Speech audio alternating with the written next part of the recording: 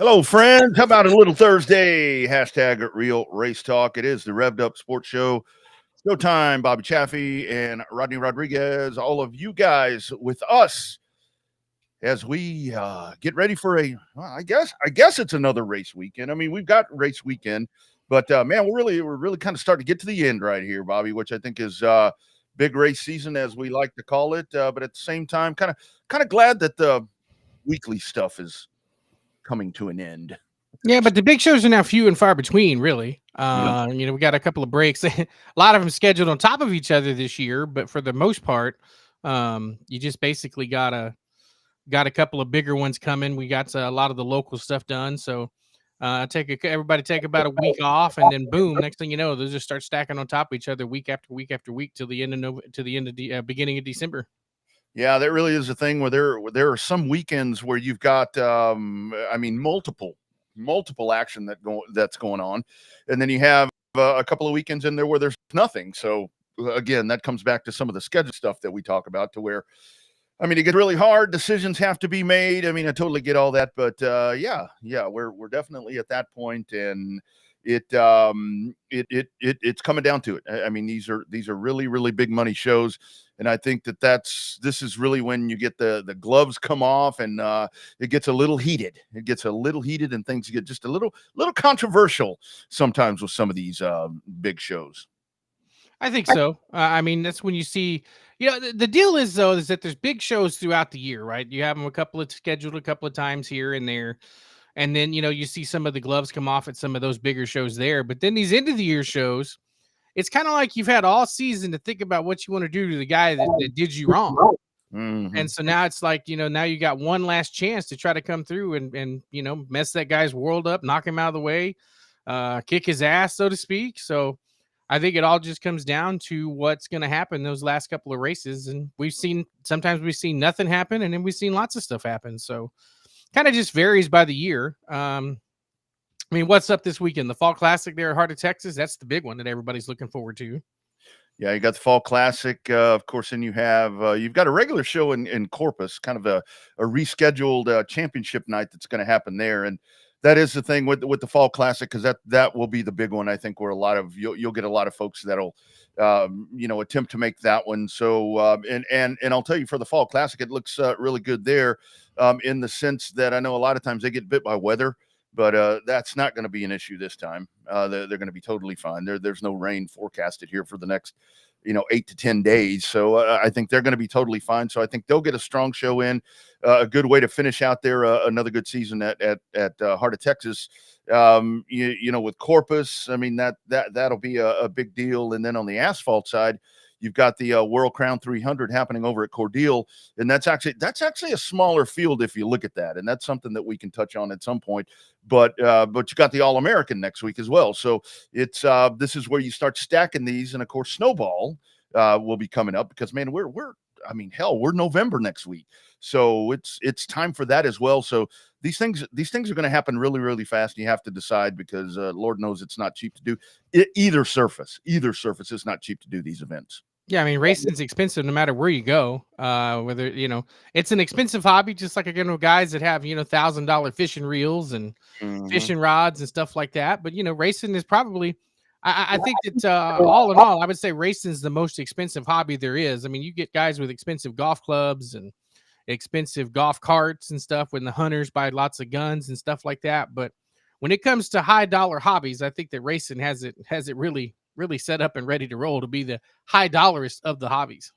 Yeah, no doubt about it. And this is when we see them, because you get and I'll tell you what is actually cool about this. I mean, there's a lot of things that's cool about this time of year, but this is actually where you will see drivers that maybe have been limited in what they've done, throughout the season, or have just run select events. This is when you start to see them come to the forefront a little bit, to where maybe they've budgeted for this. I mean, we've talked to people on this program before, to where it's like, once I get to the end of the year, I mean, those are the races that I want to run. So this is where we see, and the other part of that is, this is where you get guys on asphalt and dirt, where you get a driver in a select division or class where they may make a jump to a different one and try to do different things. So that's really the intriguing stuff about this. But the factory stock shows are going to be massive. I think that the Corpus race in November, although the big factory stock show for them is in December, the Outlaw 34. But I think that Corpus is probably going to have a couple of pretty good shows once you get past this final regular race event. Yeah, I think so. I mean, I think the schedule lined up really nice towards the end of the season. It's kind of funny. We had so many rainouts in the middle part to beginning of the season. Now we're begging for rain now on every day except for race day. But it's kind of like, I think that I was watching the news beforehand. They said this is the third driest September and October combined weather forecast for as long as they've been keeping rain records there in Austin. So we hurting for a little bit of rain. Just hope the fire danger doesn't take over like it does normally. But I don't know. They said it's supposed to rain on Halloween, so we'll see what happens on that deal. Mm-hmm. Yeah, I don't know, man. It's really dry around here. I mean, it's slim pickings when it comes to that stuff, and you don't really realize that around here until you take a drive out towards the lakes.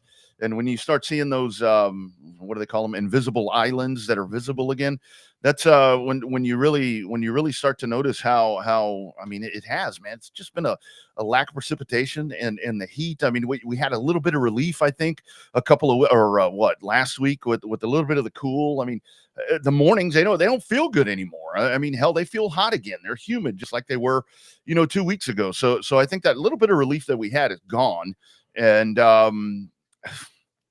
I mean, I don't want anybody to get rained out anywhere around here, but damn, we need a little relief. Need a little relief around here. Yeah, definitely need to fill up them stock ponds and them dirt tracks. That's for sure.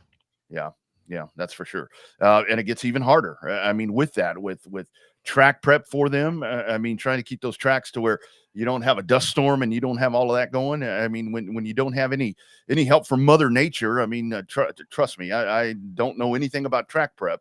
But when you start seeing that right there, I mean, when these tracks get all hard and you get cracks and all this shit in there because of the lack of water in there, I mean, it gets really hard to keep them moist. Use that word on here to keep them moist and shit. It is. I mean, it's just more water, more bills, more money for the racetracks to spend. That's right. More money for the racetracks to spend. If you want to know how much it costs, ask somebody. Ask the promoter, and they'll tell you. It is not cheap running a racetrack. That's why every wristband counts. That's why every car counts. That's why every butt in the front gate counts. I mean, that's why it all matters. It's all real important when it comes to the ecosystem of racetracks, because it ain't cheap, and we know that for sure. Speaking of that, I saw something. We've talked about it a lot. I mean, it's like I see stuff on different pages, on different posts and stuff, and it's like we talked about that a year ago or whatever the case. But I saw, and it's something that we can kind of delve into just a little bit, see where we may be thinking with this right now. To where I saw one of the national outlets was posting something about streaming affecting dirt track racing specifically. It wasn't racing. It was dirt track. Of course, it was a dirt track site, but they were back to that again. And that's the other part of that right there, to where, I mean, does it affect it? Yeah. I don't think we've ever said that it doesn't. I mean, because like here you get into situations to where, I mean, with heat and with all of that, I mean, hell, there are times that I go to the track where if I wasn't working, I probably wouldn't go, because you can check that shit out at home, and it is a part of it. It is definitely a part of it. So that's something we can kind of go back to, because I think now, and I think it's because there is so much streaming now. I mean, because it's not so much just Flow, Racing America, Race Vision, Race On. It's not all of that anymore. I mean, you get some of these tracks that are doing it on their own, and I think that's why that started to come up where tracks are doing it on their own. It's a necessary evil to have nowadays. I talked to a track guy that's running a racetrack just the other day. We were talking about the impact of the streaming aspect of it. And, as long as there's a monetary component that benefits the racetrack, right? You got to have something that offsets the cost of the ass in the seat compared to the eyeballs on the stream. And that's where the streamers and the tracks and everybody needs to get together and try to come up with a happy medium on that deal. It's all about, as we say, it's all about the papers with the dead presidents. And important people in history. So, as long as everybody's trying to make a little bit of money, that's what matters the most. But yeah, the eyeball on the screen has to be at least or better than the butt in the seat for sure. Mm-hmm. Yeah, there's no doubt about that, because I mean it really is. I mean it makes it a hell of a lot easier. I mean, it makes that decision where if you're on the fence about whether you want to go to the racetrack or not, I mean, you sit there and think about it. It's like, well, there's a big event, or there's something that's going on tonight that I want to see, but I can kind of watch it here. I can turn it on, and I mean, odds are, I mean, hell, it's going to be a better view. I mean, it's comfortable. I mean, so it's good and bad. It's good and bad. It's no different than the rise of the regular streaming with movies and televisions. As Right. that production got better and the value got better, then that became more of a norm, right? Yeah. It's just like with the racing, as the streaming got better and as the pictures got better and the sound gets better, it's better to just stay at home and stream it versus having to go out, right? So it's the same concept as it was with regular medium the whole time. Yeah. We've got Cody Brusso just in a couple of minutes. Augie Grill's going to talk to us a little bit later on, and then John Mitchell will talk to us. So plenty of guests that we have stacked. But it's kind of weird for me when it comes to that, because I mean, I know a lot of folks with Netflix and movies. Movies nowadays, you can get them. You got a new release, you can get it at home, a hell of a lot quicker than it used to be. When you would have to wait for the disc or whatever. It took a while for that to come out. VHS to come out at Blockbuster. That's what I'm talking about. Go back into the private room back there. But I still prefer. I'll watch movies at home, but if I'm going to watch a movie, a feature film, I want to watch it at the theater. That's where for that, if there's something I absolutely really really want to see, I'd rather watch it at the theater than at home. It's just I think it depends on the movie. There are some movies that you can compromise and watch at home on the streamer. There are some movies that you got to go see in person and experience the IMAX or experience the 3D or whatever the case may be. Well, hell, now you go to the theater, and it's like, I mean, you got them lazy boys up in there, and you are totally comfortable in there. I mean, it's somebody bringing you dinner, bringing you drinks. Yeah, you can just order that stuff. I mean, there's nothing to it, but when it comes to racing, it is sometimes easier to watch it at home. All right, On Demand Shirts presents our first guest, and we head over a show favorite after a very successful 2024. And I'm sure she's probably still hammering away, working on something right now. It is one of our good friends. It is Cody Brusso. KB, how we doing, girl? Man, we're doing good. How about y'all? Man, we're just talking about the heat. Is it hotter than the son of a bitch over there in Florida? No, it's cold. I got a hoodie on right now. Are I mean, you anything serious? under 80, I'm done. I don't want nothing to do with it. So here we are. Oh man, that's crazy. So I know when we kind of communicated earlier, you said might be at the shop, whatever. What are you thrashing on? What are you working on right now? Everything. Yeah, we've got a lot going on. Our season is almost over. We have one more race left in a sportsman car at Freedom Factory Thanksgiving weekend, and I'm looking at 4 of them right now in my shop. I got Brooks' car for ops done. I'm working on a Hamke car that I'm about to list for sale. It'll make a great car for somebody. So if you're in the market, come see me. We got plenty. It's like a used car dealership over here. Nice piece. Hung the body by myself. I'm super proud of it. I'm actually getting a little handy at this stuff. And then I'm 2 more. So I got the Marshmallow car, of course, and then an Outlaw car in here. So we're stacking up for next year already. So That's what I'm saying. So, Cody, you had a really successful 2024, and we know you work hard. You've been working hard for years. Is it just racing luck that got you all the success here, or did you up the program somewhere? What was the magic secret to the sauce this year for having such a successful 2024? honestly, it's just the people that I've surrounded myself with. Y'all pretty much know my backstory, right? So I've been through the ringer as far as the racing stuff goes. And we've teamed up with Jimmy Hammond. He asked me to drive his modified. And so this year was our 2nd championship in a row.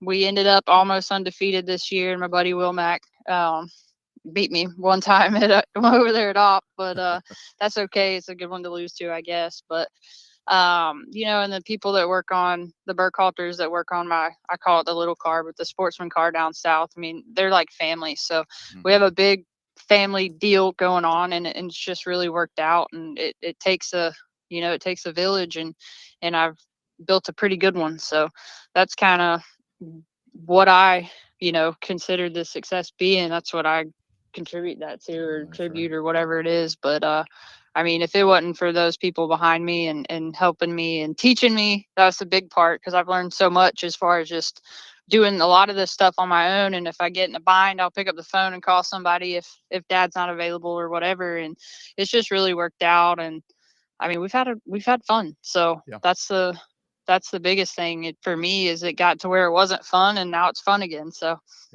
isn't that, I'm glad you said that, Cody, because isn't that really a big deal? Because it is. I mean, it's a lot of work no matter what. But when it gets to be, I mean, there were times where we would race, you know, every week, and it got to the point, Cody, where we fucking dreaded going to the track, and it was like, oh, but we got to go. Yeah, you know, it's kind of one of those things. Once you kind of lift a little bit of that burden, and you surround yourself with people like that, with good people that make you better and kind of raise your plateau, that changes the whole mindset to this stuff. Yeah, absolutely. And, you know, every time I close the door on the trailer when we're leaving out of the house, I don't go anywhere to run second. I don't go anywhere to run fifth. Sometimes it happens, you know. Everybody wants to win everything, and racing is racing, right? You can't win them all, but I like to win the majority of them and run well. So I'm only really honestly having fun if I'm winning. But you know, it just, the people around you, even though if you have like an off weekend or whatever, and you're all right, whatever, we ran, you know, sixth, and okay, like, was it fun? No.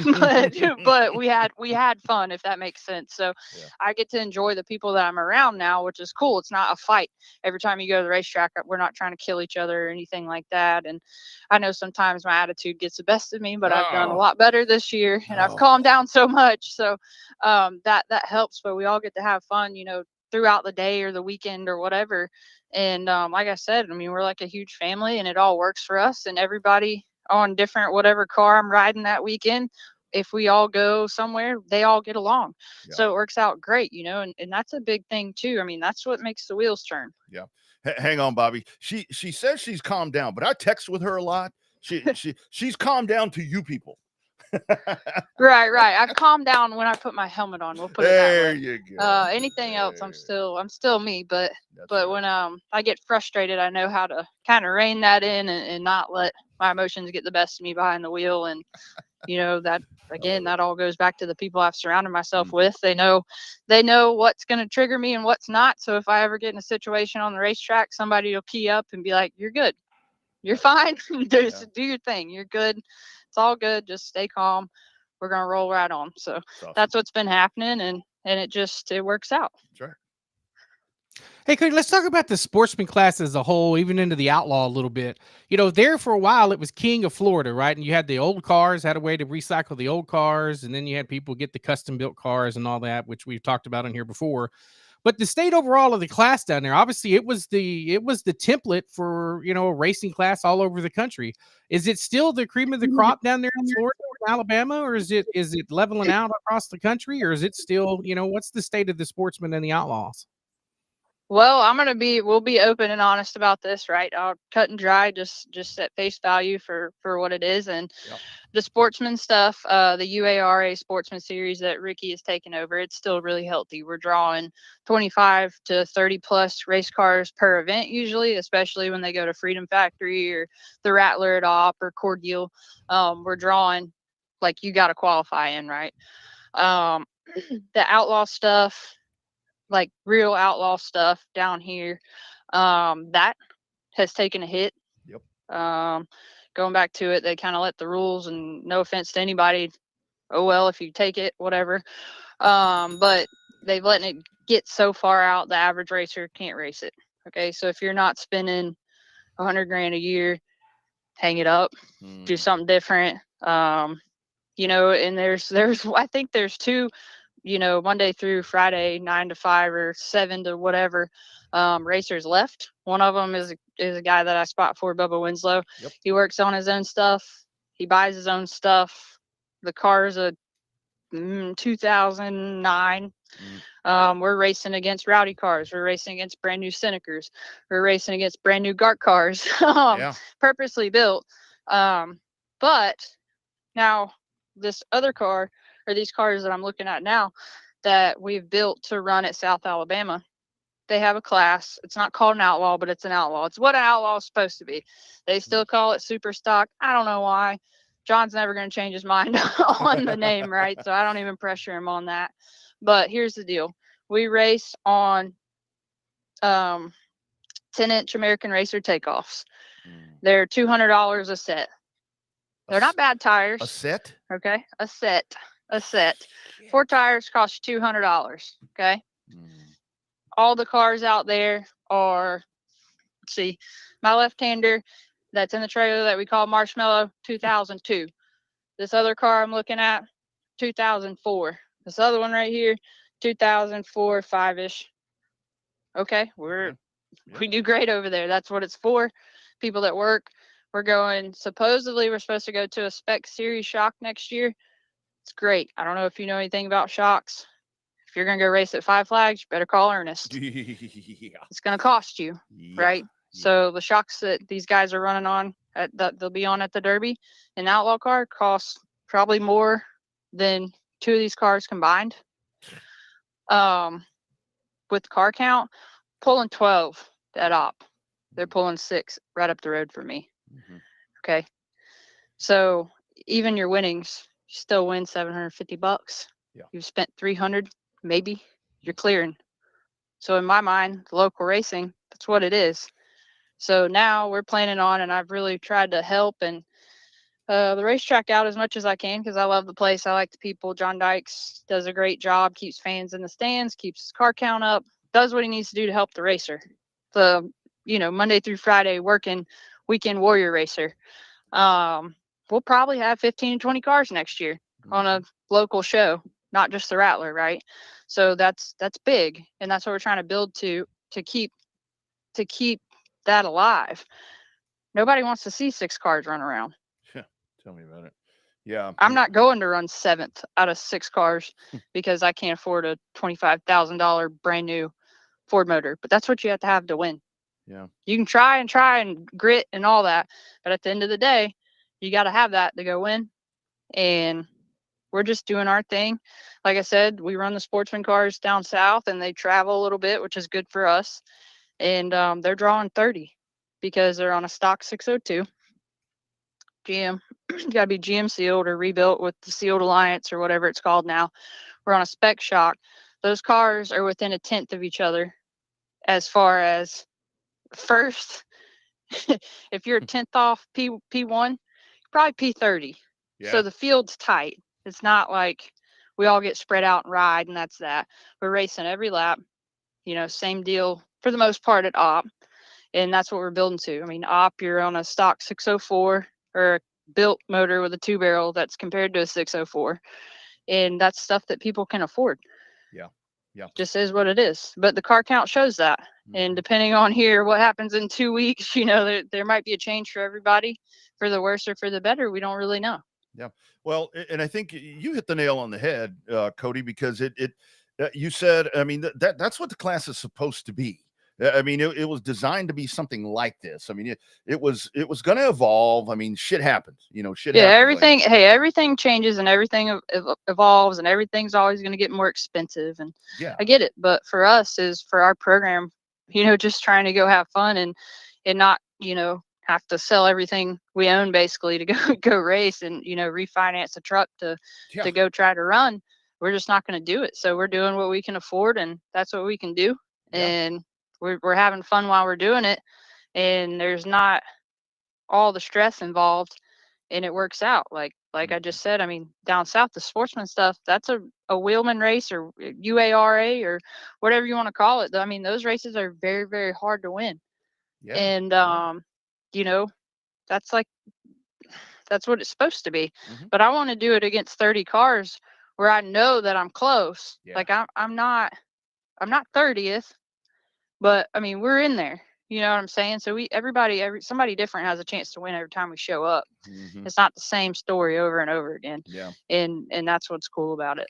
Cody, I knew that things were kind of changing for the Outlaws in Florida because, I mean, here in Texas, you know, with Houston doesn't run, I mean, a couple times a month. I mean, depending, it kind of fluctuates a lot. The Outlaws don't run all the time, but the Outlaws in Houston are out drawing the Florida track, you know, the Outlaws, quote unquote Outlaws, because these are, you know, full blown outlaws over here.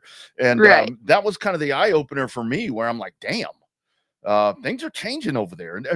And the thing is with Op, I mean, Op really is, when it comes to short track, that is still a asphalt short track, man, because those folks, like you said, they got the right idea. They're racing people, and they want to satisfy the racers and give them a financially respectable place to get out there and do what you guys do. Right.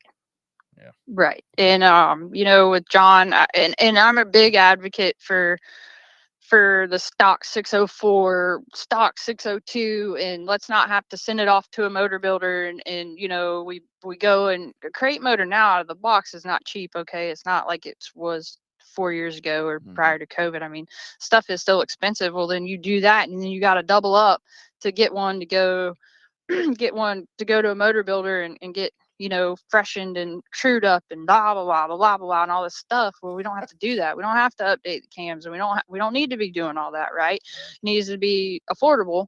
And I mean, even out here for the Outlaws don't have a weight break for a stock GM 604. If you flip through the pro late model rules, you know what they're doing? They're giving pro guys that want to run pro, oh, we'll give you a weight break if you're on a stock 604. Well, hell, that ain't gonna do them no good. You know what I'm saying? But it's still in the rules. It's not in the outlaw rules at all. Why? Let's put it in the rules. Let's get us a weight break, and at least take these 15 cars that are running an op and give them a fair chance. Sure. Or, you know, because those guys, I mean, op's only like 2.5 hours from Montgomery, or an hour or something, and then 2 hours from Cordele or whatever. Like, all these other tracks can draw these outlaw cars back and make it what it used to be. Because when it started, we had 30 cars on a Friday night, right? Now you have 6, and if you put everybody else back in the game, that's how you draw more cars. I don't own a racetrack. I'm not a promoter. I don't make the rules. It's just what I see. I've grown up in it. I've been around it my whole life, so I know how it works. That's right. And I know what it costs, and I know what it takes to get cars. And they're just missing the ball. I mean, they're dropping the ball on that, man. Like, it's right there in front of your face. You want the cars or you don't. Let's adjust so we can get these cars. That's right. Or the people that have a car that's sitting at the house, maybe they're not running it off or whatever, but it's sitting under a car cover because that's what they have, and they don't want to go buy, again, they don't want to go buy a $25,000 motor. All right, we got what we got. Let's put them in the game. That's right. That's all I'm saying. That's right. So, Cody, have you had a chance to think about 2025 yet and what you want to do, obviously, with the world changing and everything else? Or are you just concerned on that Thanksgiving race at the Freedom Factory? Well, right now, you know, we're pretty focused on the Freedom Factory race. The last time we went, we were top 3 all day in practice. They've got that car so hooked up. I mean, it's been really good to us this year. We went to the Freedom Factory, getting ready to qualify. We had a box go bad while we're lining up for qualifying, so we slammed box in it. We didn't get to qualify, so I had to start in the back. I think that's like 28th. They wrecked in front of us, of course, on the first lap.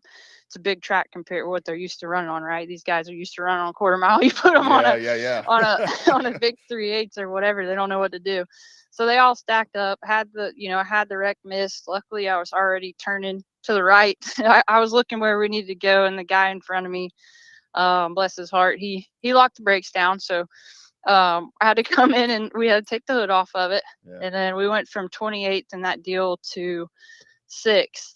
And by the time it was done, I didn't have a left rear shock on it. Big spring car, right? So it worked. It was just terrifying. The car was beat to shit.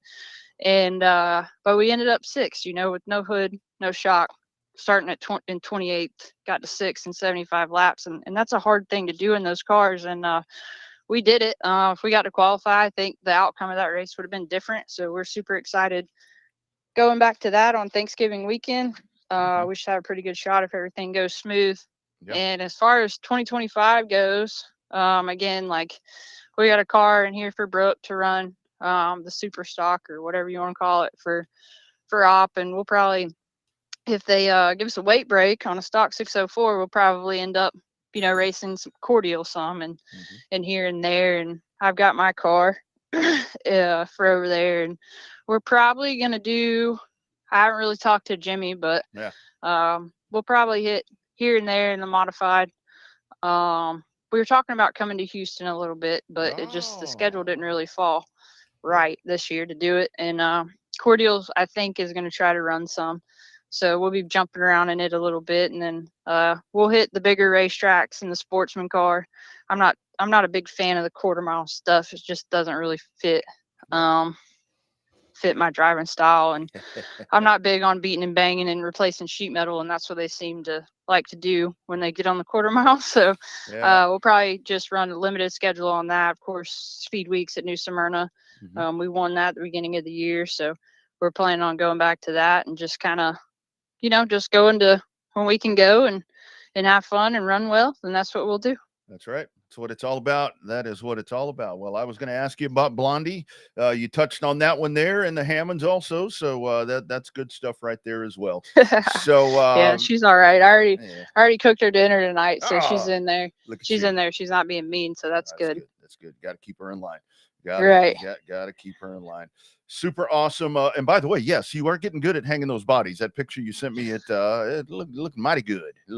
Yeah, for sure. And again, I mean, we've got a couple cars for sale if anybody's ready to dabble off in that or wanting to go race wherever. I mean, they'll race wherever. I'm just personally not going to drop a whole bunch of cash right now to go buy me a brand new nice super duper Ford motor to put off in it. So if anybody wants to do that, I got the cars to do it. That'll put you up front. So come see me, message me on Facebook, whatever you need to do. We'll send them your way if they reach out to us, my friend. We will certainly do that. All righty, girl. Well, as always, we appreciate you jumping in here. Good luck at the Freedom Factory, and I'm sure that I'll talk to you sooner than later. Yep, absolutely. Thank you, guys. All right, you bet. Take care. All right, bye-bye. You bet. She goes, Cody Brusso. $200 a set? Damn. That's why I need to put Eco Stocks in Houston on some kind of racing tire. Those front tires on those Eco Stocks are costing like $200 a pop, and you got to change one per race. It's crazy. $200 a set. And that, I mean, because it really, well, I was going to say, and the thing is, where it is kind of different, I mean, I think that could kind of be like a factory stock. I essentially, that's what that is. Except you have, the body. I mean, you've got the home built. Well, I mean, I guess the factory stock's supposed to be a home built body too, I guess. Because you think about that. I mean, because with her cars there, like she was talking about with the budget and so forth. I mean, factory stocks. I saw one for sale. I forget where it was, and it was, I think it was $18K race ready. You could get it as a roller for, I don't 11. Yeah. And it's like, damn. See, that's what needs to happen with factories. That is a super stock, what she talked about. That's a super stock. Mm-hmm. I mean, it's not an entry level class by no means, or a budget friendly class by no means. That's why I think the popularity of the pure stock is going to start coming back, because the factory stocks just got way too damn expensive for what they are. Yeah. I mean, yes, they run for the big money shows and all of that, but you got to kind of weigh the option, I mean, you got to understand your program. If you're going to invest in a factory stock and try to run those big shows, every time there's a shitload of money on the line, you're going to have the best of the best show up with those high dollar ass cars. So, yeah. And that really is the thing, because I can tell you, I mean, having been there, I've only been once, but I go one time, I go to a place one time and I talk about it like I'm there all the time. But I can tell you over there at OP, that is, I mean, with every division that they have right there, and like what she's done there with Jimmy Hammond in the modified, I mean, it's that, God bless America. That's what I wish we could have here, because here I think it would be, if you could do something like that, when we talk about wanting more dates and more participation and so forth, I think that would, obviously help in that respect. But man, that's, and the thing is, I mean, yeah, if you go to Pensacola and you watch, the outlaws that we're talking about, the full blown outlaws, yes, you are going to tell a difference in them. They sound different. They stick like a magnet. But when you get those kind of the sportsmen, UARA sportsmen and all that, man, it's a better race. It's a better race. I mean, if you're going to, it doesn't matter what it is, right? I mean, I've watched the Crown Stock race with 25 cars be entertaining as hell. I've watched one of those compact touring series, the Vors compact touring series. I've seen those with 28, 29 cars, and the race has been entertaining as hell. So it doesn't matter the class. It just matters the quality of the car built for that class, I think, is where that's where the magic is. Whether you're a promoter or a series owner or whatever, you got to have the right mix of competitiveness for the right class. That's all that matters. You can't have one guy just going out and whooping everybody's ass. If somebody's going out and winning 10 out of 11 features, but they're not smoking ass, 3/4 of a lap ahead, that's not great for the class. But if somebody wins 10 out of 11 and they, and they're running first and seconds 2 or 3 car lengths behind them, and they're just better than everybody else, that's good for the class. Yeah, it really is. I mean, because I think a lot of that really, really is, I think with drivers, because I say this with a division like that, and I'll say it with any kind of stock car division that you're going to have on either surface, is where I think if you're a driver, especially if you're somebody that's raced for a while, you've done it for a little bit, but money's hard to find. If you're not, one of those like talking about with the shocks and all that and the motors, you can't do that kind of stuff. I think what it does is when you go to the track and you have an idea, because right there towards the end with us, when the super stocks really started blowing up in Kyle, it was like, okay, we're going to head out there and we're probably going to be 7th. Yeah, just because of, I mean, you knew what you were racing against, and I think that's where with that, and it's the same thing that I see in the compacts or in the mini stock or something like that, is to where, when you've got Joe Blow up in the crowd and he's sitting up there and he's really thinking about wanting to do that, and he goes to every race, but the same fucking guy wins by half a track. It's like, okay, do I really want to do that? I mean, I want to have a half-ass chance. Am I going to win? I'm going to lose more than I win, but at least I'll have a chance. And I think that's the big part about it. I mean, money rules, like you said, the dead president paper, that runs everything. But damn it, it's nice to think that you just never know. If things work out, maybe I can get me one or two. But see, the sad part is that the racing evolution is always ruined by racers wanting more from the next class up that they can't afford to run. That's why when some of the classes came through, you saw that with the evolution of the DCRST. Nothing against DCRST, but that DCRST is nothing like the DCRST that you ran with what they now call dwarf sportsman cars. You didn't have the high-dollar racing shocks. You didn't have the high-dollar rear ends, the really high-dollar custom-built motors.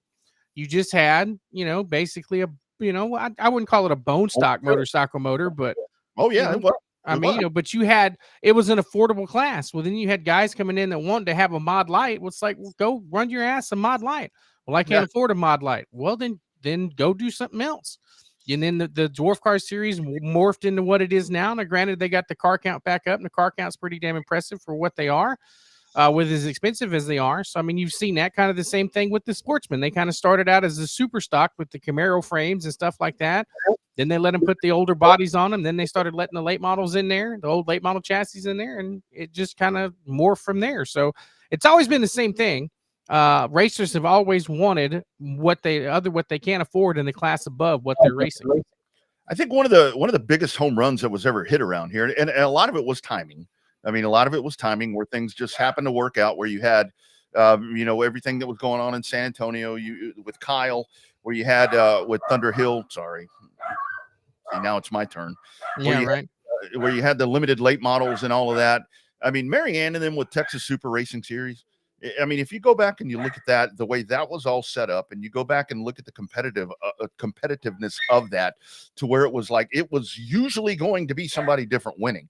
And you remember you'd go to Corpus, and who was a dude from Corpus, where they went down to Corpus and everybody shows up down there for one of the first races in Corpus. And one of the Corpus guys shows up and whoops all their asses. And he didn't have anything. Who the hell was that? It wasn't our man Arredondo. It wasn't him. God bless America. I can't remember. It wasn't Lawrence either. No, it wasn't Lawrence. It was a Mexican dude. It was a Mexican dude that did that. He was in a red car. So somebody will have to tell us. I don't remember who that was, but see, but they had to make concessions for the TSRS cars when San Antonio closed. They had to make, you know, because TSRS was Camaro clip cars, wasn't it? And then when San Antonio closed, you had to have a full-blown late model, so they had to adjust the rules a little bit to get more car count, and it worked. I mean, there were certain advantages. Some of those TSRS cars are still racing today. Some of them are fireballs. Some of them are outlaws in Houston. Yeah, exactly. And that's where, I mean, it is, and I guess this is more of an asphalt conversation to where you could to where you could get it to a point to where you did have something affordable like that, like you do at Op. I mean, because it, like she was talking about with the modifieds there, that what she does with Hammond. I mean, they've got a good car count at Op with that as well. But a lot of it is with that, I'll be curious to see what the spec shock, because a lot of times with that's a situation to, I remember when our man Nick Holt, who was, you know, very much a stickler for rules and you know, Nick the Prick, as he likes to recount himself being called, where he had the rule about the 2 tire a week or 1 tire a week, could only buy 1 tire. Only 1 tire. You had to figure out what to do. Well, you know, the guys with money didn't like that idea, you know, because they would that go went over out. like a fart in church, man. That was not a popular decision. That went over like it did with y'all when y'all were on the sport mods and on the pavement. And oh man, we got to make this to a $40 tire recap, and everybody said they suck. So that's like they first thing they do is bitch about tires. And we find an affordable tire, and then they bitch about the affordable tire being a brick. And it's like, well, pick your poison. Tighten the field up and made the races really damn good, every one that I remember seeing. And it's like, oh, I don't like it. I lost a second or half a second or whatever it was.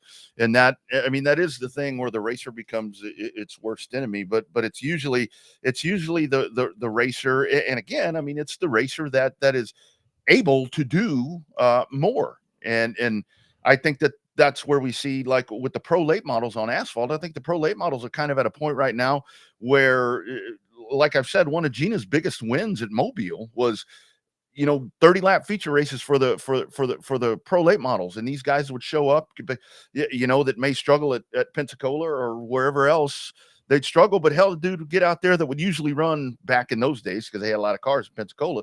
The dude may run 13th at Pensacola, but he'd come out and then dominate, you know, 30-lap feature race. So it, you know, I don't know, man. It's a lot of stretching that you have to do to make the shit work. Well, it's more than that. It's like playing Jenga, right? You gotta, not that your pull-out game has to be strong, but you know, you have to have a way to make that, you know, you got to pull the bricks out and start stacking them again, and you just got to come through. And it's just like, you know, it's like, you know, what's pick another board game like Connect 4, right? You just got to connect all the dots to make it happen. Like, it's not easy. What's the one with the Twister? Same kind of thing. You got to put your right hand on the red dot and your left foot on the green dot, and hope like hell you don't crash in the middle. Yeah. That really is the thing.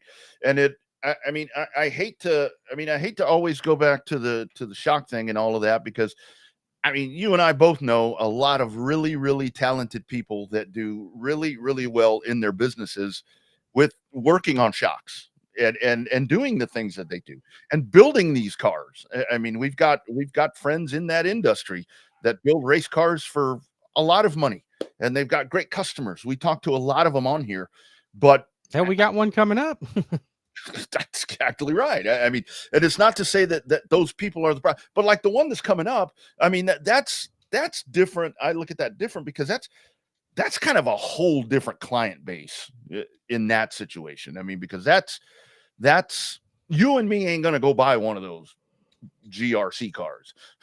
You know, it's, I mean, and if we do, damn, where you been hiding that money, Bobby? Because, I need a loan. So it, I don't, and so I hate to talk shit about that, but I mean, that's really what it is. Some can and some can't. And that's just, it's like anything else. It's like sports. I mean, you look at high school football, you know, we got the Battle of the Lakes coming up tomorrow here. And it's like, oh, that's the whatever, you know, whatever you want to call it. Those schools are so rich. You know, they're the lone school district schools in both of their school districts, and they have all the resources and they have all this. And what about poor East Austin schools and East Round Rock schools and all that? you know, that's just beyond anybody's control. That's beyond. Well, I mean, the big schools are the ones that can recruit and not get in trouble. They drop the hammer on the little ones that try to do that. They don't recruit in high school. What are you talking about? Come on, Bobby. Don't say that. Don't say that. Yeah, no, it never happens. Those schools end up having the best of the best, and you're like, huh? How do they consistently continue to do that? Must be a hell of a program they have when, running the same system in junior high all the way up to high school. Yeah. I was laughing, as a matter of fact, the other day on the TSU show, because it's like you got a kid that's all badass over there at, I don't know, Elgin. Yeah, he's great over there. He does all this, and I'll be damn, he ends up moving to Westlake. How'd that happen? So strange. Just a job opportunity that just, it just happens miraculously. Couldn't pass it up. So let me take a look right here. Waiting for Augie Grill. Augie Grill is actually supposed to join us via video here, so I'll check in with him. He's probably working on said customer cars. He's working on people that were bitching about cars right now, probably. Well, I mean, it happens. Yeah, absolutely. Let's go back over here. Our man John Witchy says, and this is back to you, Bobby. You can probably speak to this better than I could. The thing about the tires and toms was that they sold the curd to, well, yeah. I mean, that was a Towel City retread. I mean, Towel City retread. I mean, it was. I mean, we ran them in stock cars at Austin. We ran them, to your point about the Dwarf Car Racing Series of Texas. That's what we ran. Well, I mean, we had the recaps, and I mean, they were super cheap. They were horrible.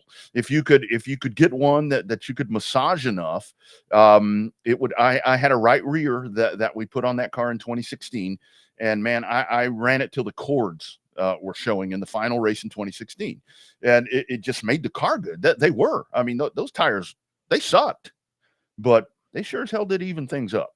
That's part of the battle. It's part of the battle. Mm-hmm. It's you got to do what's best for the series, what's best for the individual. Yeah. Yep.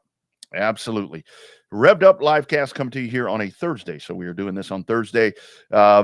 Kind of, I've had some folks ask, Monday is still the show day, but it seems like everything that just in the past few weeks, whether it comes to conflicts and so forth, that for whatever reason, it's fallen on a Thursday. So typically what happens with Bobby and I is if something is going on Monday, and this Monday was my anniversary, I had a green light to do the show, but I just, excuse me, thought that it might not be the best idea, Yeah.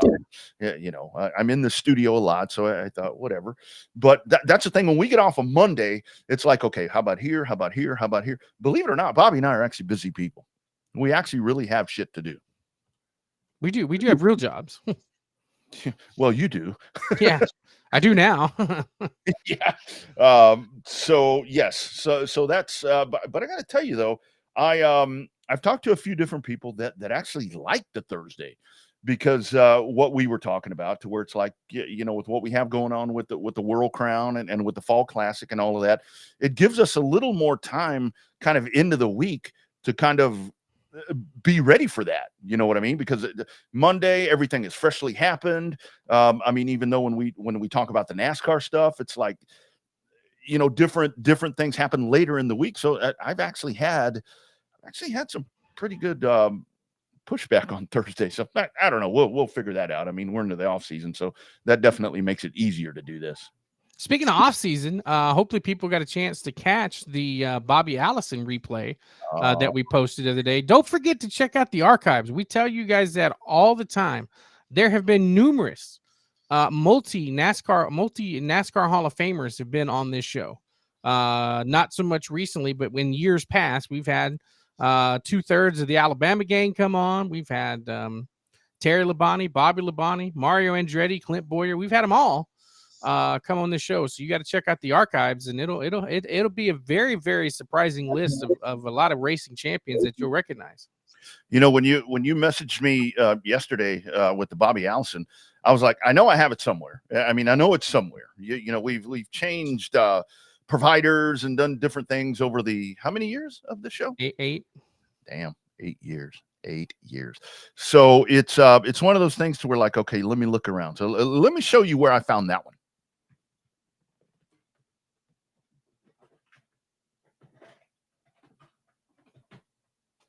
external hard drive. Oh boy. Look at this. I mean, all these cables. And I pulled up that list, and dude, same with me. I had forgotten some people that have been on this show. I mean, with all the different people that we've had on here, I totally forgot. And like I told you, Bobby, Lord forbid something ever happened to me. I don't think you can see this, but I've put a note on here for the wife. You probably can't see it, but it says for BC. So, if something were to ever happen, I don't have much to give you in the will that I don't have, but you'll get this. So Oh, that's good to know. there's lots of good stuff in here. Tau City conversation once again, and it's John. We're good at CC. Yes. And the tire balancing was imperative. In the dwarf car. We would balance our tires, and it really made that car run really, really good. We changed some stagger on that car and kind of moved some stuff around a little bit, totally within the rules. I mean, just kind of did a little shifting, balanced the tires, did all these different things, and man, that thing got really, really fast. So anyway, but yeah, I mean, Tau City retread, not a bad option, but with pull-offs and so forth. Chris was talking about putting them on the trucks at one point. I think that would be a really good idea. I think that would be a really good idea, but I know it's not what the racers want. They'd rather spend the money. Yes. They really want to spend the money, and then the ones that don't have it get extremely pissed off. So let's go back to the Bobby Allison thing. I've got a text into Augie right here, and I really hope that we get to talk to him, because that win there at the Show Me the Money race, it's one thing when Augie Grill wins a race, it's just badass, but that one a hell of a lot more special for reasons that we'll let him, if we don't get him today, we'll let him tell us about that whenever it goes down. But the Bobby Allison thing, and did you see Newgarden got a win back today? Did you see that? Oh, they gave him the St. Petersburg win back? Gave him the St. Pete win back. So it's like, okay, IndyCar sees this and they're like, okay, well, I guess we need to get with the times also. And then there was some conversation today about the Darrell Waltrip race, because there's a Darrell Waltrip win out there still. And now Darrell Waltrip actually got surpassed because Bobby Allison now has 85. But that's good for Bobby. That's good for Bobby. He was of the things he remembered on the show, that was damn sure one of them when he talked to us. Dude, isn't that the thing about it, where I know that Bobby Allison crash, and again, you can find it on YouTube. It's there on our YouTube page, which, by the way, subscribe and like that.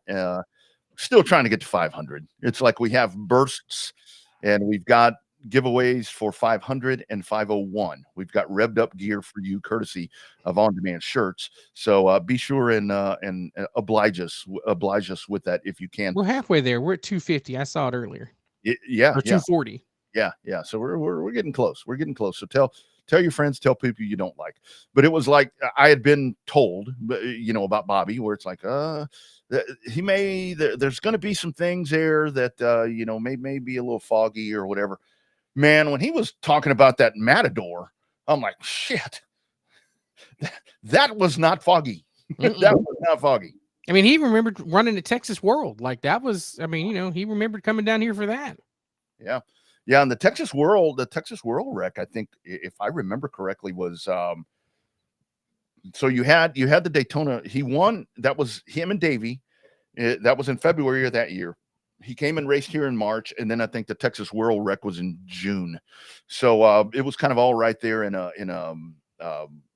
time period pretty close. So but yeah, that's a great one right there. Go back and check that out. The Bobby Allison conversation now with 85 wins. We're going to talk here in just a little bit to John Mitchell. We'll talk some late model racing.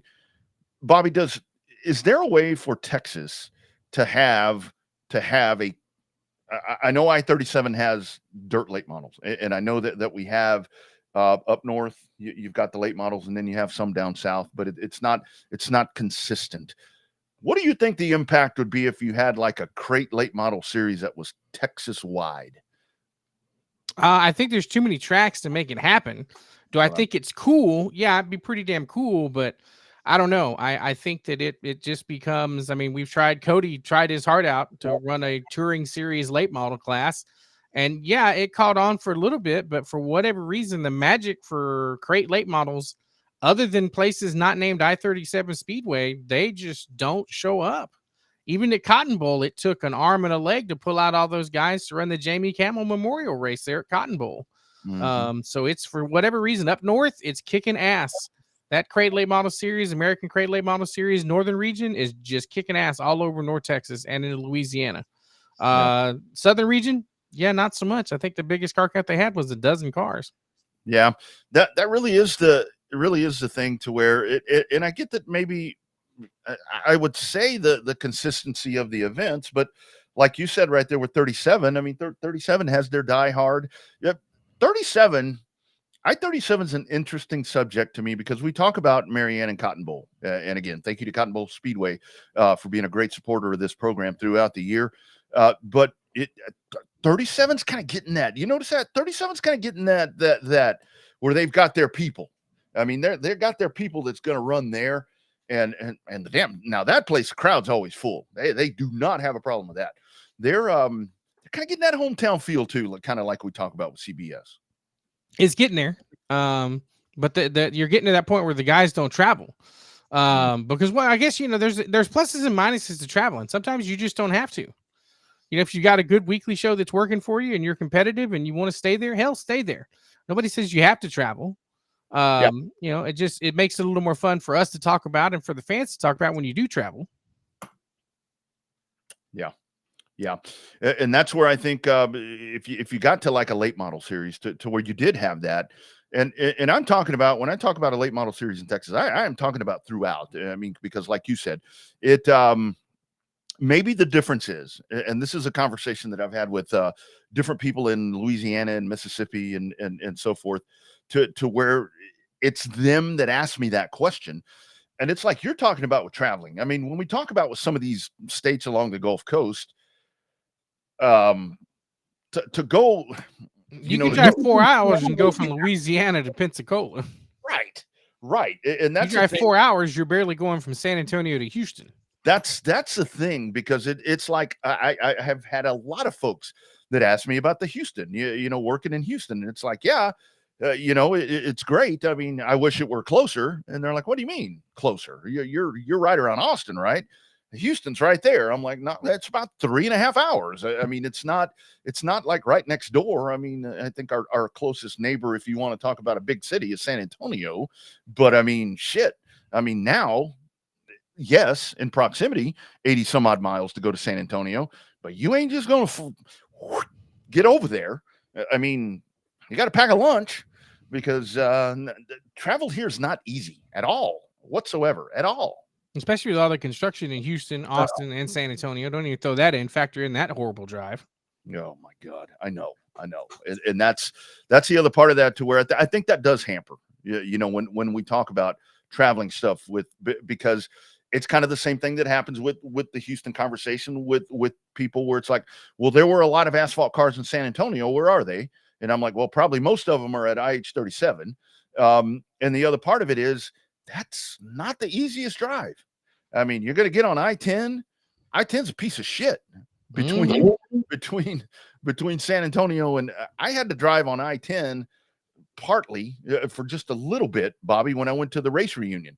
It kind of spit me out right there for a little bit before I went to 16 or 410.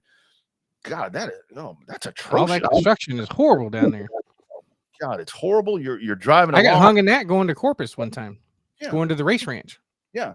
And the guardrail's right there. There is no room to move, and you get stuck. I mean, you get one rubbernecker in there. You get one person with their head up their ass, and it just backs everything up. I mean, there's nowhere to go. I mean, it's a horrible drive. Yeah, it's not much fun. The roads up here are not as good as they once were. It reminds me of Dallas with all the damn road construction. Mm-hmm. Yeah, certainly does. I mean, it is a little better in that Waco area that we talk about, but you get the Temple and all that, and of course that's a mess as well. Haven't heard from Augie before John Mitchell. Let's touch on a little bit of NASCAR, Bobby. Joey Logano. You know, it's like it's scripted, right? I mean, the dude gets in with the infraction there on the 48 car, and he wins. Now he's going to the Final Four. Good Everybody ride. says that's rigged, right? How the hell can you rig that kind of story? Yeah, no, there's no way to do that. I mean, that's one of those things where Joey Logano has become that dude where you give him just a little bit that they're going to figure out a way. They're going to figure out a way to make the most of it. I mean, that's a damn good team.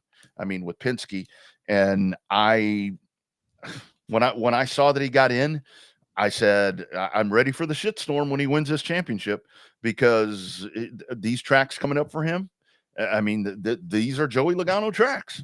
And they're already running simulations for Phoenix already. Starting that Monday, they started running simulation for Phoenix. Yeah. And the hard part, yeah, exactly. The hard part for Logano's done. So, I mean, he's just going to be figuring that part out. And I don't know. You know, Larson's kind of, I don't know if Larson's got the playoff jitters. I don't know what's going to happen there with Hendrick, but I just, something tells me it's going to be Logano winning this damn championship. It would only fit this year with all the bullshit that's gone on. It would only fit for Joey Logano to be the championship winner with the way that he got in. Well, it is an even number year, so that helps out with his championship goal. So, yeah, that'd be 3 straight for Penske. I know, isn't that crazy? Quietly 3 straight. Because when you go back and you look at the seasons, I mean, it hasn't been Ford, you know, destroying the field. I mean, it's in Chevrolet and Toyota, and then you get down to this part of the year when it's, you know, time to shit and get, and it's Penske. It's Penske and the Fords, and they seem to be, and it's funny with Ford, because they seem to be really good at winning championships, and they seem to be really good at the big tracks. They seem to be really good at Michigan, where, you know, the manufacturer is right down the road over there. So it's like they may not be dominating and doing all the different things, but they sure as hell they sure as hell are good at the ones that really count. Yeah, they're good. They're good at the places that matters the most. Mm-hmm. Yeah, absolutely. So we'll definitely keep an eye on that. Last week, we did touch on this last week, but we do want to pull this up again. The 2025 season schedule happening over at Texana Raceway Park. And the main reason that I did want to pull that up is because we are set to talk to Monty. Monty Chamberlain is set to join us next Monday, because it will be a Monday show as far as we know at this point. So Monty is set to join us. Monty's anniversary, I think, was today too. So and when I asked him to jump on today, he's like, I don't think that would be the best idea. But there's your 2025 season schedule. I think they may have changed something. I don't know. They've added sponsors. That's the main thing. Ooh. They've added sponsors and added in some sprint car races. So as of right now, they have 2 sprint car races set up with the SUS, Southern United Sprint Car. So they have 2 races there. Had a good talk with Mr. Chamberlain yesterday. In fact, driving home stuck in Austin traffic, had a really good talk with Monty. So we were exchanging ideas, and I'll get with you on one of the ideas that we talked about yesterday. So yeah, absolutely. Absolutely. So there's that. We'll get some more in-depth information. And the last communication I had with Monty, he said that Monday might work better anyway, early in the week.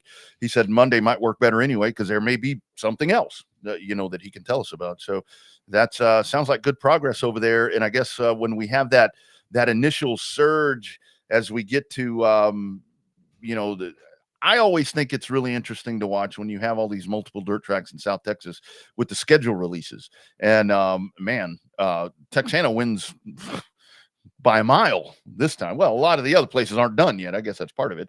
But man, Texana, they're locked and loaded and ready. they're ready to go, right? I mean, it's they had a disappointing end to 2024, and they're looking forward to a really productive and exciting 2025. Mm-hmm. Yep. Should be a loaded season out there. Again, Monty Chamberlain will join us on Monday. We'll get additional information there about Texana. Step away for just a moment here from a couple of our great supporters. Of course, it's On Demand Shirts, sponsoring our guest line, and of course, audiovisual consultations as well.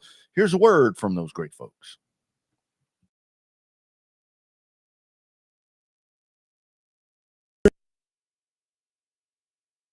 Shirts and OnDemandShirts.com. Custom apparel and promo products for every occasion. Birthday parties, reunions, company apparel, school events, fundraisers, and more. Much more than T-shirts. It is On Demand Shirts. Check them out for your hoodies, shirts, koozies, and so many different products. On Demand Shirts and OnDemandShirts.com. A leading innovator in apparel throughout the racing industry and in the state of Texas. On Demand Shirts, more than shirts. On Demand Shirts.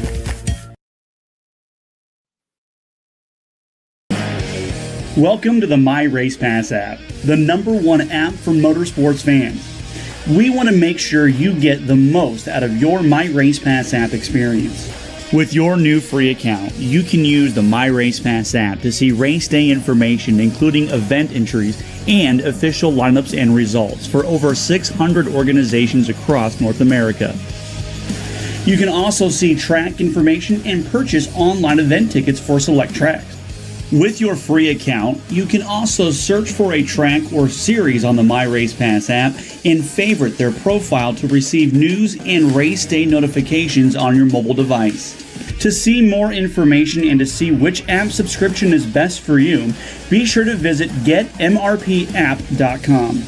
My Race Pass, the ultimate racing resource.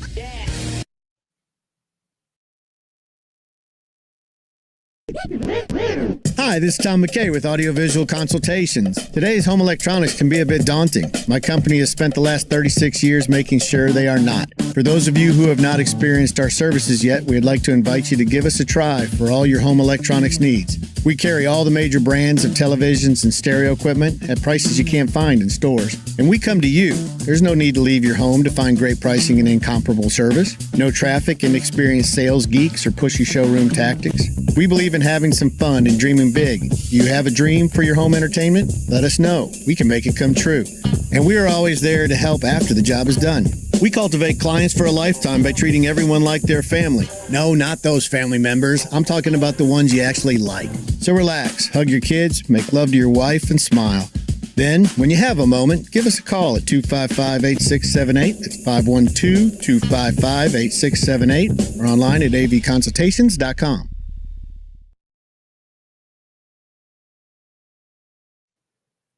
Your home theater system right there with audiovisual consultations. Check them out. And of course, On Demand Shirts, they are the official apparel provider of the Revved Up Sports Show. So our man James Cole and that group will get you hooked up and get you looking fly. I know they'll get some really special Bobby Chaffee gear printed up here as soon as I can get the logo down to them. There you go. That's what I'm talking about right there. They'll get that design. And the cool thing about them is once they have once they have it, once they get that in their database or whatever, it's like, you can want a random thing, but once they have like this, once they have it there, you call them and you're like, hey, I want a hoodie, but I need size 5X. They'll put their hands on the 5X apparel, put that on there, and boom, right out the door, because they have all of that stuff sitting right there. And I got to tell you, the embroidered stuff is really cool to have. Like the polos that we have, those are, to sit there and watch the way that they do that. We've had some of the videos on here on some of their commercials where we show them. They just input whatever, and you sit there and you watch, and that thing is just boom, here it comes. Pops out and it is done. And I hope I can get my new logo embroidered, but it's a little complex. Have I showed it to you? I have to send it to you. I think I saw it. Question here on the comment line. How is it having the Aussie commentator in Texas? I'm assuming that was the Lone Star 600. Actually, I didn't see a lot of the Lone Star 600 this year. I was doing different things. Main reason that I wasn't there was that because I think it was Texas football stuff that I was working on. And I think I had a high school game that Friday as well. So I didn't get to see a lot of it. The different things that I've seen on social media apparently was a hit. So, hey, that's great. Lee Diffie. We got the Lee Diffie of race on going on around here. Yeah, we do. He was on the morning drive the other day, and it was very entertaining. Talking about how apparently he was talking about how he just took over and luckily had the week off because of COVID after the Olympic break before he took over. So Diffie, okay, yeah, Lee Diffie, yeah. Well, and that's one of those things to where he's taken over the market. You look at that dude and. I mean, I know with IndyCar and so forth, I mean, he's everywhere, and that's great. I mean, I know some of the, I would like personally nothing. I mean, I'd like Alan Bestwick or one of those dudes, but I mean, I tell you what, the dude makes a damn thing entertaining. I will tell you that, and that's what counts. I mean, that's what counts. I mean, he's doing something right because they bring him in for the playoffs, so obviously that helps out some. Mm-hmm. Our man Kenneth Canal is also here as we kind of clean up some of the chat right here. And this is back to the conversation that we were talking about streaming and so forth. Make the race more of an experience for the fan, not just the cars on the track. And that's extremely important right there. And a lot of times that's a challenge because that's what some of the newer folks that are race fans now. I mean, to get them involved. I mean, it's like something that satisfies a newer race fan is going to piss off an older race fan. So it's like that's tough. That's really hard right there. But like the other day in Houston when you had the Halloween contest and the foot races and all the different things. I mean, that's the kind of stuff you got to do right now. Well, I mean, that's what you got to do. That's some of the things they got planned there in 2025 there at Texana is some of the whatchamacallit, the spectator races and foot races again. Yep, absolutely. Absolutely. All right, let's go back to the guest line once again. Checking in. It is our man. Now we're going to talk on the dirt track side. Big winner this past weekend in the late models. We're talking about big winner. It is our man, John Mitchell. John, how you doing, sir? Pretty good. We're just doing a little testing here on this Thursday night. Oh man, where you at, brother? We're at Plummerville, Arkansas. We're getting ready I'm driving a customer of mine's car at the Dome in St. Louis, coming up here in a month or so, and they wanted me to come down, just kind of get settled in, make sure the seat and all that stuff was good to go. Absolutely. Well, that being said, we won't keep you long. Just wanted to get you in after that big win last weekend, the Spooky 50 over at Super B. Take us through it, man. Long time coming for you right there on that comp series. Man, really glad to see you back in Victory Circle. Yeah, we've struggled here the last year or so. Had some decent runs here and there, and we tried really hard. Just our luck hadn't been on our side. But this last month or so, we've gained some momentum, and it finally paid off last weekend. Absolutely. And John, you touched on it. Momentum is such a key ingredient to so many things, especially in racing, because there's times when you can't get out of your own way. You're stepping on it even when you don't want to, not on purpose. But that momentum thing kind of pops in. Are you the big momentum believer about how when it starts rolling in a good way, it just continues to roll and you get better and better and better, and it's finally your time? I think so. I mean, the competition's so tough these days, and man, it takes everything, working just right to get these wins anymore. And like I say, we're kind of a smaller team. I own all my equipment, and it just takes everything we can to get to the racetrack and put these good nights together. Talk about that, John, because we were talking to an asphalt driver from Florida, first part of the program, and we were having that first that conversation. As a matter of fact, so there with the Comp Cam's Super Dirt Series, money. I mean, that's what it takes. I mean, speed costs money, whether it's shocks, motors, whatever the case is. Talk about that struggle right there when you are a smaller team right there and you're doing it all out of pocket, man. That gets really hard to stay competitive. It is. I mean, it's big between the fuel bills and going up and down the road, tire bills, engine bills, refreshments. It takes a lot to keep up with this deal because you've got to have the best equipment, it seems like now, to compete on this kind of level. Absolutely. John, is gas the hidden expense that a lot of people don't think about? Because we know race cars are expensive, but I think a lot of times we forget about how much it costs to get the race cars to the racetrack, especially when gas kind of popping up, to $3-4 a gallon. Yes, luckily I've got a good sponsor that's been behind me for a few years that helps us on our diesel bill up and down the road, and man, that is a big help. But yeah, just these haulers are so expensive and maintenance, and man, it's just so many hours put into this stuff to get these good runs we've had here in the last month or so, to kind of keep you going, man. It kind of makes you question yourself, on some of these bad runs you have, with bad luck and tire wear, just bad luck really. Man, it just makes it hard. But it's rewarding when you can, bring home some wins. That's right. Comp Cam Super Dirt Series, kind of touch on that a little bit, John. That a lot of damn good drivers in that series, man. You guys kind of travel the highways and byways right there, and there's some of the best right there in that late model division. Yeah, I mean, around our area, the late model, we don't have that many series, so the Comp Cam's a super great series. We've run that thing on and off for many years, and it's kind of pulled, like you'll see like traveling touring guys run a lot of these races, because the circle is so small on where we can race in our area that there's none of those races that you just sneak in there and grab one. It seems like there's real good competition at every race. Mm-hmm.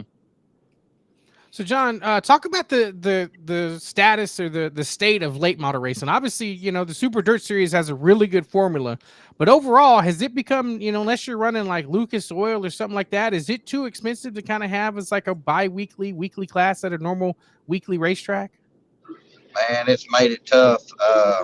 Like you said, the expense has drove a lot of guys out of the late model division, and they've picked up racing B mods or modifieds or just other forms of racing.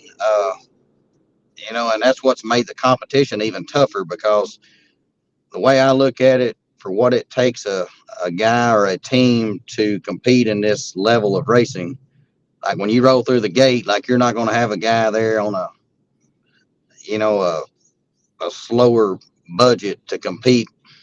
So like all these guys seem to be like, when you roll through the gate, like, I mean, you're dealing with a lot of high dollar teams, it seems like these days. Yeah, absolutely. John, we were just having the discussion here because Bobby and I, we're south. I'm north of Austin, and he is south of Austin. So we kind of opposite sides of the river right there. You're up way up north. I've always been an advocate for a Texas late model series, because I know that there are a couple up there. There's one down here, but it's not consistent. You think snowball chance in hell that would work with the size of this damn state?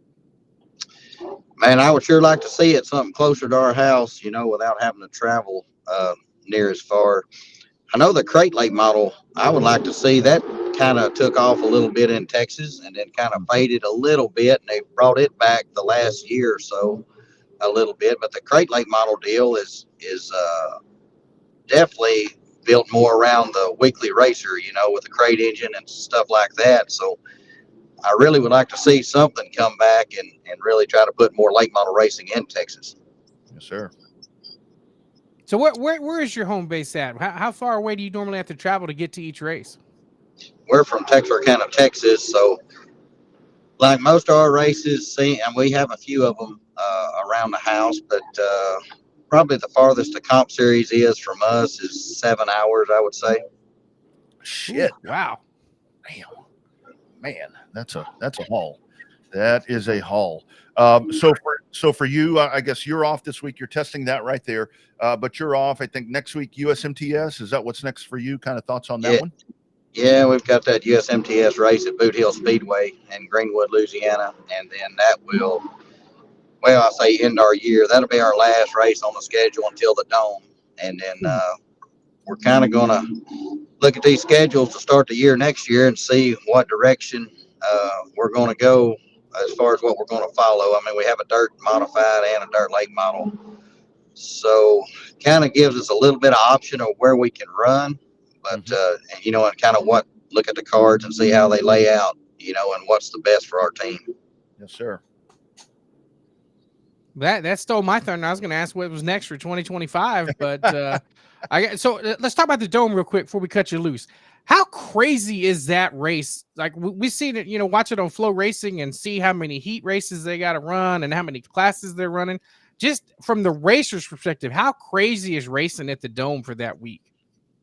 Last year was the first year I competed in it, and we almost got in the show there. We got took out on the last lap in one of the qualifiers, but in a transfer position. But man, it's electric. I mean, it is a lot of fans in that build. I say a small building. I mean, there's a lot of people there, a lot of cars.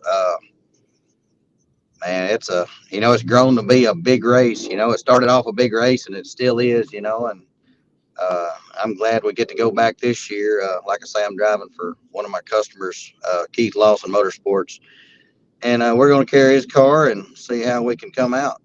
That's right. All right, my man. Before we cut you loose, talk about your business. You've mentioned customer a couple of different times. Tell folks how to get a hold of you. We want to push. Yeah, I own Team 5 Enterprise. We're based out of Texarkana, Texas. Pretty much, I sell race car, circle track parts, and race for a living. So, man, it's a full-time job trying to keep all this stuff going. But I have a lot of great customers and new guys coming aboard every day. And yeah, if anybody's looking for any circle track or drag race parts, we can fix them up. 903-277-8873, or they can catch us on our website, johnmitchellracing.com. Look at that. Ready to go, man. Perfect. Well done, my friend. All right, man. You guys have a good test. Go get them. Go get them next week, man. We'll be following along. Let's do this again soon. We appreciate you, and we're going to get back and make some laps. All right, my brother. Y'all have a good time. Thanks. All right, man. There he goes. See that? It can happen. We could see. I think if you could get a crate racing USA kind of thing happening here, that it would work. I mean, again, it's all easy to me, but I think that's the way to go. I mean, in theory, what happens is you have the Northern Series, the Southern Series, and a couple of combined races. You have 4 or 5 combined races where you do two big combined races up north. You do 2 big combined races up south, and then find a track in the middle and have one hell of a big show. And determine a 5-race champion for the crate late model. But I don't know. It is easier to make ideas with other people's money. Yeah. I've been doing that a lot here lately. So, it is what it is, right? So we'll just have to wait and see what happens. Yeah. And that was the thing, because I know that there was some discussion at one point with Adam Stewart, Crate Racing USA, about possibly trying to get all of that done. And I think it, like John mentioned right there, I think it was one of those things where the ideas kind of started, then they kind of fizzled out. And I think a lot of that was probably on participation, and understandably, because like John said, it and I think our recurring theme tonight is because, like he's talking about there, where a crate project would be a hell of a lot easier, kind of based like what Cody was talking about. I mean, almost word for word there, right there, how that helps all of that, and that makes perfect sense. But man, I just really think that that's something that would be a pretty cool thing. I think that you could take that thing around, and try to do a one-day show. I mean, that's the other part about it is, but that's where we get back to travel, because we can say it'd be a one-day show. Let's just throw places out. Let's say Corpus, and if you have guys that are coming from DFW, I mean, it needs to be a 2-day show, and vice versa. If you flip it around and you're going to have a show in DFW, if you got a Cody Leonard, I mean, hell, that dude travels everywhere, so I guess they're used to it. But you can't do it in a day. That's kind of the jacked up part. Yeah, I mean, well, that's why a lot of guys, and they say it's cheap. Well, it's cheaper in air quotes to run 2 races in a weekend than one, right? More cost effective. You got to pay for the double races and 2 sets of tires, but you ain't got to pay for the transportation to get down to 2 races. Yeah, because you're already there. So there's an advantage to that too. Yeah. Got a text from Augie. Customers in the building. No worries. We totally get it. That's hey man, I'm not gonna, you're doing this for free. Go make money. You're not, this is not going to, I mean, we're going to get to talk to you. That's really cool for us, but it's not going to help you on that financial side. Once again here, Travis, with HMP, the intermission on the track, every race again. Pluses and minuses that it gets awful hot in the summertime to have all them people on that asphalt. Well, and the other part about it is, I mean, I know a lot of folks really enjoy that, and again, it's great, for the spectator part, for them to get out on the track and get autographs and all that. But I think you and I know better than most, trying to get all that done, and even worse, trying to clear it out. That people don't like to listen for whatever reason. They don't want to leave. Yeah, I They'll really complain when the show runs late, but they won't get their ass off the racetrack when we tell them it's time to go racing. Yeah, man. I mean, I think it's a great thing, and I know that it's worked out really, really well. But I don't know. It takes a lot of time. I mean, it takes a lot of time, and I'm very much to where I do like things that when things kind of stop, and that's more during the racing program when you have a yellow flag, and then this is asphalt. When you have a yellow flag and there's like a car sitting over there and there's oil everywhere and there's no safety moving that way, it's like, okay, these are minutes that are just starting to, and you can feel it. I mean, it's a time suck when that stuff starts to where it's like, all right, here we go. And kind of the equivalent, I guess, for dirt fans is like when you have something that's going on and you have a yellow flag and they can't get the damn lineup straight and everybody's going around in circles and there's really nothing happening. It's like, okay, you feel the energy just kind of go in the air. Yeah. I mean, it makes sense, especially for Martin. Makes our job harder. Yeah, and that's the thing. But yeah, a few here and there, Travis. I'm not shitting on your idea. I mean, I think it's great. I mean, I think it's really great. But this is where I go back to. The kids do love it. Yes, absolutely. But I think the other part about it is, was it here the other day, or where was I having the conversation where people don't want to go to the pits anymore when it's over? We've had it here a couple of times. Yeah, because that. Well, Sean Paul, I think, is who we were talking to last week. And it was like, because I do remember that as a kid, it's like, okay, it's over. I can't wait for it to get done because I want to go smell the cars. I want to go, listen to the conversations that are being had. I want to hear those guys cuss. I mean, that's gone. I mean, it's not a big, that was a highlight of my night. It's like, man, I can't wait for the shit to be over because I want to go to the pits and, maybe get a pit pass, or I had a Slick Yeoman pit pass autographed. Slick Yeoman gave me a tire one time. Slick Yeoman's did. So like, yeah, Dad's you like, didn't save it. You still you don't have it locked away somewhere. It's at Martin's house. It's at Martin's house in his barn. You never get rid of anything, so I don't get rid of shit. It's still sitting over there somewhere. It's probably as hard as the Towel City retreads used to be. One other one here that I do want to touch on, and then we'll get you folks out of here. And this was back to what Cody was talking about. Shannon Jackson replying to Cody Brusso. I totally agree with the statement. None of us had the equipment they couldn't do. Yeah, I mean, that's the whole thing.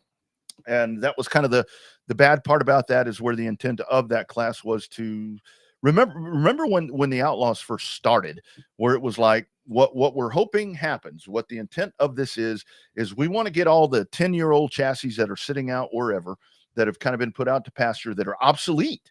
We want to give them a place to race. Remember that? That was always heard. I go to Pensacola and it's like that. That's what the Outlaws are for, to give those cars a place to race. And it's evolved to where in the Outlaws, I guess probably a good thing Augie's not on, but that's why with the Outlaws, it's like, yeah, those obsolete ones, good luck. Because that's just kind of the way it's all morphed itself. Well, the evolution, right? That's why the dinosaurs aren't with us no more. That's right. Again, this weekend coming up, you've got the World Crown 300 happening at Cordele. They haven't run that race since 2014, the last time that race was run. Of course, not at Cordele, but the last winner of that one, another friend of the show, Casey Roderick. So the reincarnation there at Cordele. And we also, of the World Crown 300, also want to pass on thoughts there in the Florida area. Man, saw the other day we lost a great legend. We lost a great Bobby Gill. And that was a guy that, goddamn, that's a short track racer right there, old Bobby Gill. Oh, yeah, one of the original old school badass racers right there. Absolutely. Also want to give a big revved up congratulations to our man Bubba Pollard, as the man, the GOAT of short track racing, will head to Martinsville. I saw him getting fit for his seat today. So Bubba Pollard back on the short tracks right there. Man, if that dude won, if that dude could win that race, who's that for? Sam Hunt? Is that who he's driving? Sam Hunt, yeah. Toyota. Mm-hmm. If that dude, hypothetical. I mean, if that dude won Martinsville, that might help that bridge that we talk about between NASCAR and short track racing. Might bring it back a little bit. I mean, absolutely. Absolutely. Yeah. You never know. You never know. And of course, like we said, the All-American 400 will be next Sunday, November the 3rd. We'll preview that coming up on Monday. Also on Monday, and again, the All-American 400 at Nashville. That All-American might be a good day to talk to Donnie Wilson. That kind of has been our go-to there for the All-American, but we'll get all that figured out. Again, Monty Chamberlain is going to join us next Monday. We'll get a much more in-depth preview of Texana. Bobby knows a lot. He's just not going to tell us yet. Can't reveal all the secrets yet. That's the thing. It's like I get on here and shit just starts coming out. And Bobby's got the gun in the holster right there. He's not going to say anything. He's a hell of a lot better at that than I am. So anyway, we'll get some of the details on that next Monday. And that'll be Monday 6:30. Monday is always at 6:30. If it's Thursday, these are kind of more 6 o'clock, it seems like. Rest of the week for you, my man. What's going down? Actually going to be I got to finally put the Halloween decorations out, which is really surprising since you know how much I love Halloween. I hadn't put the decorations out yet. Got an away game for UTSA, so I might actually get some stuff done on Saturday morning before the game at Tulsa. So we'll get a chance to kind of hang out around the house, catch up on a few things, and then just kind of racing season. Kind of get an off weekend from the races, get a kind of a lack of a better term off weekend for football being an away game because you don't have to go and tailgate early and all that good shit. So probably sit down and watch the Vandy game a little bit to see what happens on that deal. And I don't know. Looking forward to a good productive weekend. Miami should be good for the Cup race. That ought to be a lot of fun. Doubleheader on Saturday with the trucks and the Xfinity Series there at Homestead. So lots of options for TV watching. I just put a TV in the garage, so that helps out a whole lot. So there you go. Absolutely. I'll be heading over to the South Texas Race Ranch. One of the last ones for me this year, near as I can tell. There's that one. I've got the November South Texas Race Ranch. I'm not going to be able to make the Outlaw 34. I've got a college graduation. The second one graduates. So that will be a very busy weekend as well, so probably not going to make I'm not going to make the Outlaw 34. And there's a Houston November 9th, I think, that's scheduled in, and then that'll wrap up my season, and for all intents and purposes going to wrap up a lot of full-time announcing. So really looking forward to getting this done. Miss Karen, I think that what Travis was talking about right here, and of course for those of you that don't know Karen, that is the mom of the main man over there, Isaiah. That does, I mean, that gets extremely hard, and it is. I mean, the hurting of the people in and out. The in is really easy. The out is not. It's the out that's the problem. Not quite the same. Really good program. Great conversation that we had there with Cody Brusso and, of course, John Mitchell as he's out. I liked having the sound of the race cars in the back. That's always good. Yeah, it's always good. And you're like, damn, we got to let him go because he's here in the cars and ready to roll. I know, that poor dude. When I message him, he's like, I'm going to be testing, but I think I can make the time.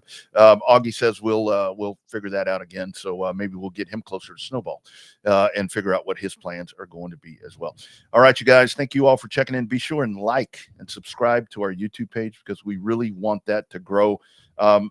Not threatening, but at some point maybe to get away from Facebook. And that's because I think, Bobby, as we know, Facebook kind of hard sometimes. Very limiting. Very limiting. Handcuffs are usually on almost every Facebook show. They are, and they have ways of kind of pulling you back on your viewership. I mean, the feeds just won't pop up. I mean, I take that back. The feeds will pop up, kind of what Cody was talking about and what John was talking about. If you throw a lot of money at it, you will get in front of a lot of people, and it's just not really what we need to do because the viewership is great. So I don't think we really need to be doing that. All right, Bobby, hope you have a great week, my man, and a great weekend. We will do it again next Monday. Monty Chamberlain and more. It is #Real Race Talk right here from Texas. It is the Revved Up Sports Show. We will see you on the next one.